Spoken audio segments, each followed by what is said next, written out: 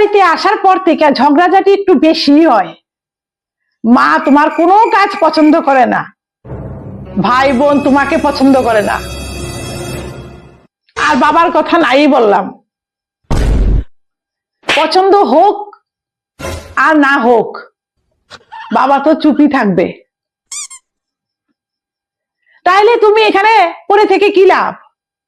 তুমি তোমার বাবার বাড়িতে গিয়ে থাকো। এই কথাটা বেশিরভাগ স্বামীদের তার স্ত্রীর প্রতি থাকে। আজকে আমার প্রশ্নটা সেই সব স্বামীদের যারা তার স্ত্রীকে এইসব কথা বলেন। একবারও কি ভেবে দেখেছেন, শত দুঃখ কষ্টের মধ্যেও সহ্য করতে না পেরে যদি কোনো মেয়ে তার বাবার বাড়িতে যায়, তার মা প্রথমেই তাকে বলে, বাবা মেনে নে, ওইটা তোর নিজের বাড়ি, শ্বশুর বাড়ি।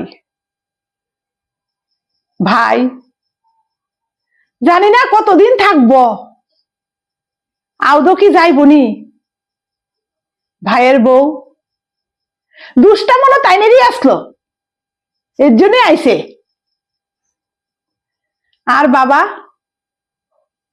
বাবা তো মেয়েকে এটাই বলবে, শত কষ্টের মধ্যেও বাবা অ্যাডজাস্ট করে নে।